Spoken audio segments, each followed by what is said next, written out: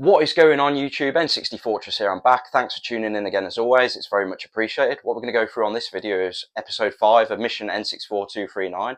That's it, we're on to episode 5 already. So on that, we're aiming to complete and review all 239 UK Power N64 games. Just to recap, we've already completed Lilac Wars, FIFA Road to World Cup 98, World Cup 98 and Disney's Tarzan. So yeah, we didn't get enough nominations on the Tarzan video to warrant me going with one of those because I wanted a minimum of 10 comments. We didn't unfortunately get that, but we did get 2 nominations for Banjo-Kazooie, so don't worry, that will be coming up in the not too distant future. I am taking note of that. But yeah, I've decided to go with a childhood game of mine, and that is Pokemon Snap. Now it's interesting because I haven't played this since back in the day. This is my original, by the way. I still own it. I've probably owned it since about 2001. I can't remember exactly. But yeah, Pokemon, I was a really big fan of Pokemon back in the day. I had it on the Game Boy Color, I had Pokemon Red, I had Pokemon Stadium, which we haven't reviewed yet. I'm really looking forward to that one. And yeah, Pokemon Snap. I think Pokemon came out at an important stage for me, really. I was in middle school and you're always interested in the next best thing at that point. I know people who love the N64 and they're about 5 years older than me, probably in their 40s now, basically. And they have no affiliation with Pokemon whatsoever, can't stand it. Some of them couldn't bear to buy the games for their full set quest because they just can't stand the thought of buying a Pokemon game. That's how bad it is. But yeah, no, I think it captured me in an important time. But what I will say is when they started bringing out the second generation Pokemon onwards, it just lost me at that point. I lost interest. I lost care for it. You know, the original 151 Pokemon for me is the real deal. After that, it's just not for me. They started to look strange, and you can say they all look strange, but yeah, they just lost me at that point. But yeah, I've got fond memories of this game. I've only ever completed it once. I haven't revisited it ever since I completed it back in the day, would you believe? I'm looking forward to going back to it. It's interesting that a lot of people say that, you know, things haven't stood the test of time. They haven't aged well, quite loosely sometimes. And, you know, I have a bit of a worry that it might be the case with this game. And I really don't want to tarnish my positive memories of it. But at the same time, I'm quite easily pleased, quite laid back in it. You know, I tend to go back to the zone time it is and appreciate it for what it is. You know, I don't benchmark against today's standards because that's not fair, is it? It's not the way to sort of look at a game. Yeah, so from memory, you just go around taking photos of Pokemon in their natural habitat, and you have to try and get better poses and stuff like that. You get more points. You unlock further levels, unlock further things that help you on your tour. You know, poker flutes and stuff like that to make Pokemon wake up, turn around, pose, or whatever. And yeah, just gradually work your way through the game that way. And from memory, I think you meet Mew on the last level, the secret Pokemon, which is, you know, Mew is the best Pokemon, my favourite Pokemon as it happens. You absolutely love Mew. So yeah, without further ado then, let's get into Pokemon Snap and see if we can beat this game. Voiceover N64 here, I'm back. So yeah, Pokemon Snap, one of my childhood games. It released 15th of September 2000 in the UK, so after Pokemon Stadium, which is chronologically how I remember it. Pokemon Stadium came out in April of 2000. But it's interesting that Snap released on the 21st of March 1999 in Japan, so that's a whole year and a half prior. It was supposed to be a 64DD title, but it moved to the N64 due to the DD delays. It was developed by HAL Laboratory, also known as Holcomb, and published by Nintendo themselves. So as you can see, it's an on-rail game, and you sort of pivot around, taking photos of Pokemon in their natural habitats. And yeah, you ultimately take your photos back to Professor Oak to get them graded. So yeah, it's all about just getting Pokemon photographed, really. Quite a simple concept and an enjoyable one in the most part. The game is a solo player only, and here I am on the first level, Beach, after a quick debrief with Professor Oak. The music is charming and upbeat, so I'll let you listen to that for a moment and see what you think.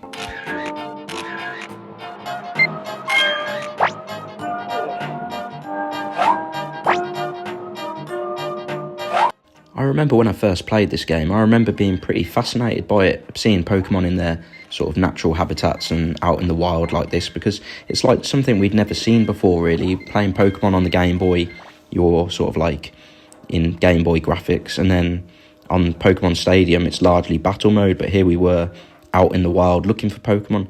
So yeah, when you get to the end of the level, you sort of get to this assessment screen, and you have to choose which shots you want to submit to Professor Oak. You can only select one of each Pokemon you've taken, really. So it's kind of cruel, really, because if you're not sure which one will grade the best, you're sort of at the mercy to pick which one you think will be the best one, but it might not necessarily be as better than one of the other ones you've taken, which is slightly annoying, but it is what it is. So yeah, once you've selected your photos to submit to Professor Oak, you go to the next screen, and here he is. He gives them a check, and they're sort of based on the quality of the photos, really. The size is the first metric. It needs to be central in the photograph to get bonus points. They judge the pose, so if they're just doing nothing, then it's nothing exciting. But if they're doing something, more interesting, then you'll get better grades for your photographs, quite simply. Here I am on the second level tunnel, and the levels are fairly short, really. It's not too long to get through the levels. There's a little diglet there. But yeah, it doesn't take too long to get through the levels, really, and I feel like they are, to some extent, a little bit short, perhaps feel a little rushed at times, but they are well thought through. The Pokemon that you see on each level do feel like they belong there. As you make your way through the game, you can unlock items. Here I am unlocking an apple, which can be used to bait a Pokemon, i.e. get it to move, but also pose for you as well. A useful item to have. And here we are on the third level, Volcano, an interesting level, full of fire-orientated Pokemon, a little Charmander there. And yes, the legendary bird inside the egg here, Moltres. Talking of the legendary birds, all three are findable in the game within an egg, and if you get them to hatch, you get to take a photograph of them, which is great. And here is a Charmeleon right at the end of the level.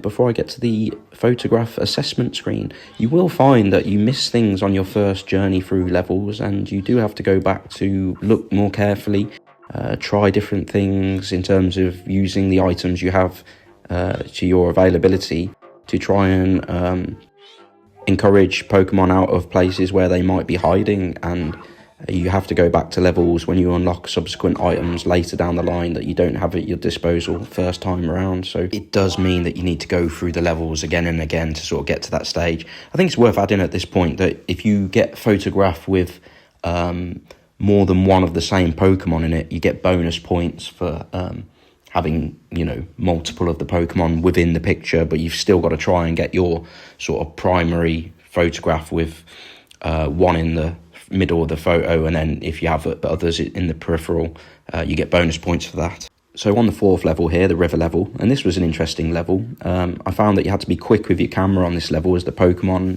move very quickly, the Shelders popping up out of the river, and at the end of that you unlock the Pesterball, which I've now gone back to the first level to use because I remember seeing the rustling in the bushes, and what comes out but a Scyther. Pretty rare Pokemon to see out in the wild, so another one ticked off. And then later on you can throw the Pesterball at the rolling Pokemon and it turns out to be a Chansey. Get a nice pose out of that, bait him to make him turn around, or she, and yeah, get the photo there.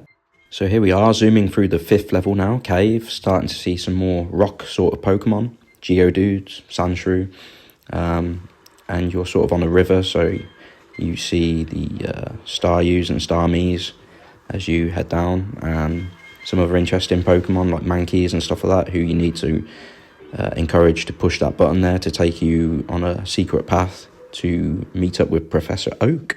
At this point you meet Professor Oak, and he tells you about the signs that are available in the game. There's 6 of them in total. And yeah, if you find those and take a photograph of them, that's what will allow you to unlock the final level, really.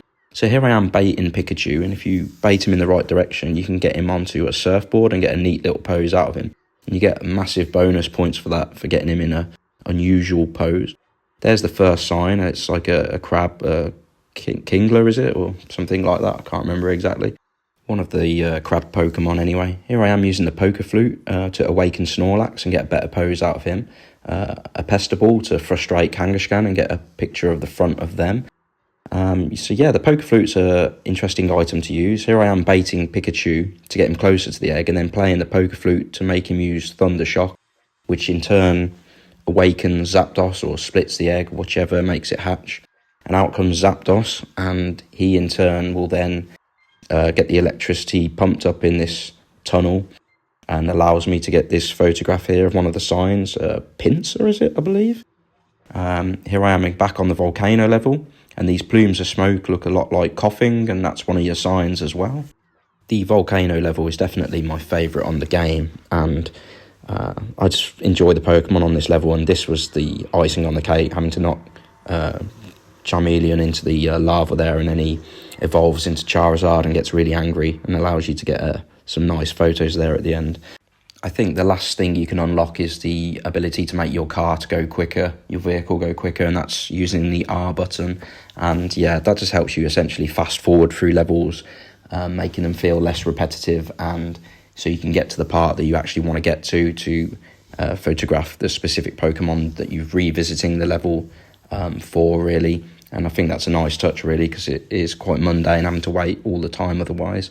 I'm using the Poke Flute again here to awaken Vileplume to get a photo of them, and that allows me to get a clear shot of Cubone sign there in the background, then Mewtwo sign here in the cave, followed by using the Poke Flute again to awake Articuno, the last legendary bird that we haven't seen yet. We haven't touched on the controls yet, but there's not an awful lot to say. Being on rail, you're not really moving around as such. There's Dugtrio sign right in the background at the start of the level there, and that's all 6 unlocked now. But yeah, going back to the controls, because it's on rail, there's not an awful lot to do. You just sort of pivot round using the analog stick and just take photographs, really, using the Z trigger to aim and A to snap the photograph. Then using the C buttons or A and B buttons to use your items. But yeah, once you've photographed all 6 of those signs, you get to the last level on the rainbow, basically, and you basically throw pester balls at Mew to get him out of his shell eventually. And once you crack him out of his shell, that allows you to take a photo of him. And yeah, that is the game complete at that stage, once you've completed all levels. Once all levels are complete, you get these end of game credits. But yeah, the game isn't fully complete at this stage, in the sense that there's 63 Pokemon in the game to photograph, and I'd completed the game all levels, but I'd only photographed 55.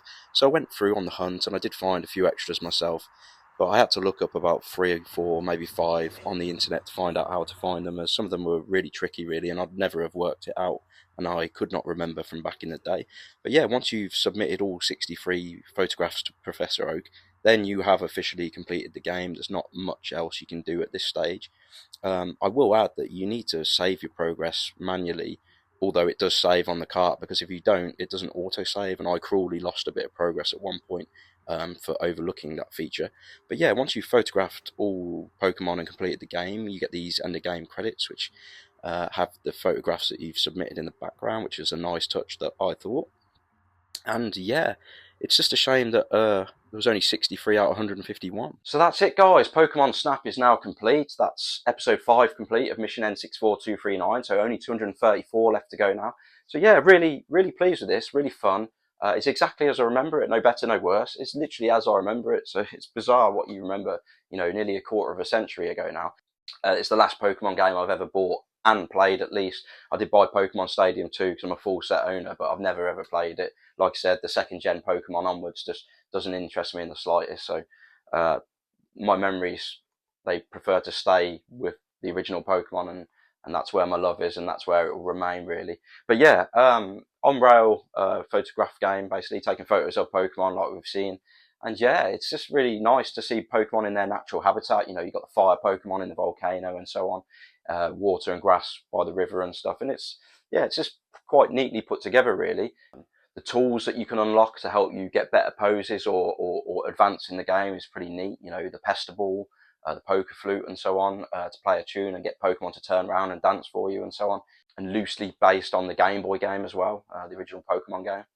If I did have one disappointing thing to say about the game, it's that they didn't have all 151 Pokemon on the game. I mean, how fantastic would that be to get a photo and fill your Pokedex of all the Pokemon on the game, really? But unfortunately, there's only 63, I think, so it's somewhat underwhelming on that regard, because it's less than 50% of all known Pokemon in the first generation. So sadly, you can't do that. But the Pokemon I think they did choose to use are pretty cool. You can get some nice ones like Dragonite, Gyarados, all the legendary birds, Articuno, Zapdos, Moltres. You can get Charizard by knocking Charmeleon into the mini pot of magma there and stuff like that. So yeah, So it's fun overall. Didn't take long to complete at all. For those who'd like to know, it took about 4 or 5 hours. Not too long really. Nothing too invasive to get through this, and it is a fun little game. I'm not sure, once you've completed it, there's not much replayability there. Probably why I haven't played it again since back in the day. There is a target to unlock to try and get a certain amount of points on each level, but I'm not really fussed about doing that. For all intents and purposes, I've completed the game, completed every level, photo of every Pokemon possible in the game, all 63 of them, so for all intents and purposes, the game has now been completed as far as I'm concerned. From what I can see, the general consensus on this game is that it graded somewhere between 7 and 8 out of 10. I'm going to go for a 7. I was just a little bit disappointed. I think that they could have done a little bit more there and add a few more Pokemon in. It's a great game, by the way, so it's totally worthy of an 8 in some respects. But for me, I think 7 out of 10. They could have just tried to include all the Pokemon universe. Really, I know it would mean a bigger game, but I'm sure they could have done it back in the day. It was probably more of a quick cash grab and do it for a little bit cheaper. So yeah, I was really happy with the game, but yeah, because of the lack of the full universe of Pokemon and less than half, then on that basis, I'm going to give it a 7 out of 10. But great concept, great game. I believe they've even made a new Pokemon Snap for the Switch, so it'd be interesting to see what that's like. So yeah, that's it. Pokemon Snap is now complete, and it'll be on to the next one. Thanks for watching, guys. It's very much appreciated. If you're new, please consider subscribing. If you enjoyed the video, smash a thumbs up. It really helps the channel out and pumps it into the algorithm so we can get more eyes on the channel and more people coming along for the journey to watch Mission N64 There's still a hell of a long way to go, so we want to pick up people along the way. Get involved in the comments. Let me know what you liked, what you didn't like. Let me know if you got any memories of this game, if you like Pokemon or not, why you didn't like it, why you liked it. Thanks for watching, and I'll see you on the next one.